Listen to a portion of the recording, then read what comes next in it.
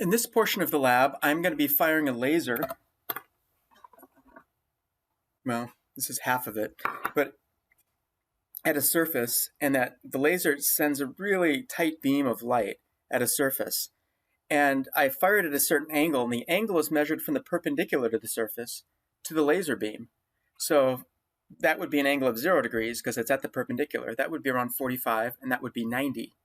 I'll be firing the laser from angles of 80 degrees all the way to 10 degrees in steps of 10 degrees. And I'll be looking at what angle the light enters the water medium, which is right below the surface of the water. I have a protractor, and you'll be seeing a video of that. This represents 0 degree transmitted angle. That represents 90 degree transmitted angle. So when the light is fired in, you'll see that it bends. That's called Snell's law. It's a result of Snell's law, which is something we're talking about in lecture that you'll be measuring in lab. So the next few slides will show you those various angles that I'll measure for you.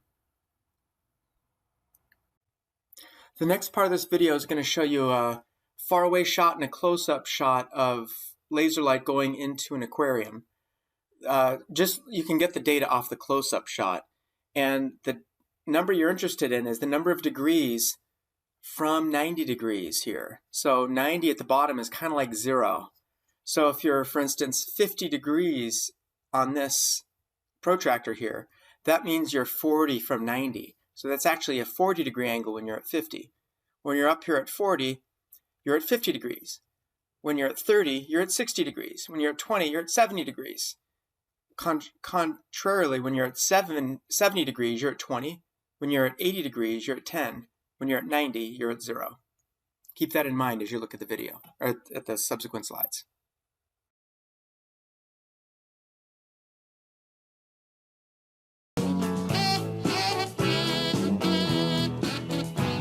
David Bowie, I'm a laser. Let's hear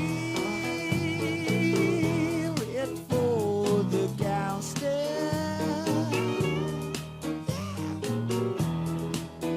Back events and the watch change.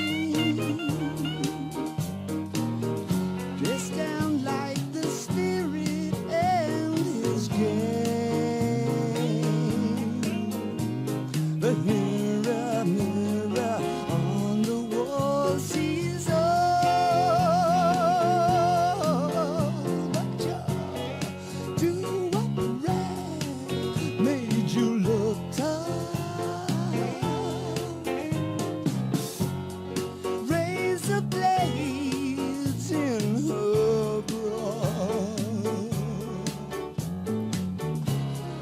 Mirror, mirror on the wall, I am the laser burning.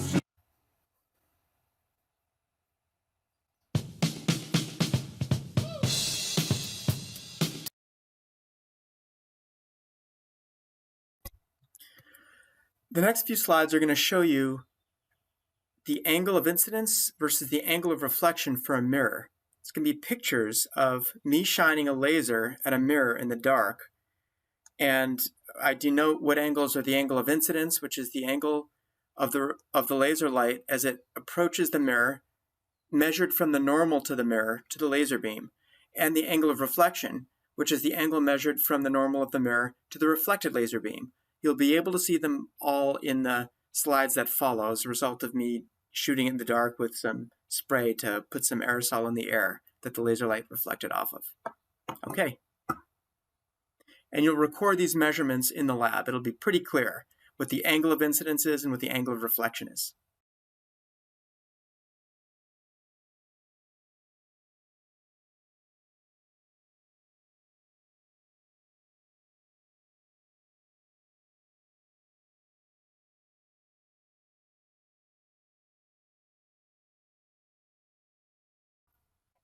Okay, this is the first angle. You can see that I shot the laser at 70 degrees from the normal. Second one is 62 degrees from the normal. You're seeing both the incident and the reflected light there. Third one is 50 degrees from the normal that I shot the laser. I had to keep rotating the mirror in order to do this. So these are all in different orientations. Then it was 35 degrees in angle of incidence to the angle of the normal to the mirror. Then it was 15 degrees. And this is where I fired the laser directly at the mirror, and then the laser light came straight back to me. So that I'd call an angle of 0 degrees. That is all you need for the mirror, first portion of the mirror, and then the very last part involves a corner reflector. That's the next thing I'm going to talk about.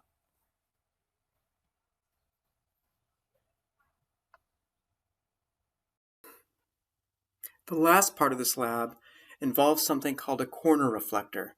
So you know that if you have a mirror, the angle of reflection is going to equal the angle of incidence for each face of the mirror. Well, what if you have two mirrors arranged at right angles to each other, and you shine a light into one, and it bounces and hits the other one, and then comes back?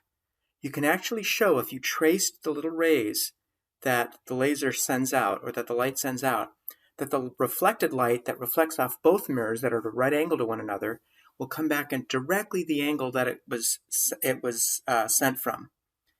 That's really a practical thing. What it allows us to do is, for instance, we can build little reflective devices and signs such that no matter what direction the car lights are coming from, the reflected light coming back at the car will be at the same angle, so the driver will see it. That's one example of a corner reflector that is very useful. So make sure that the thing is bright no matter what angle the car is coming towards. So the next part of the lab, the last part of the lab, is going to involve me shooting a laser beam at two mirrors arranged at right angles to each other, and then watching the reflected beam come out at the same angle that the original beam came in on. And I'll do it for two different angles of the laser. And I just want you to verify that and note that in your final lab report.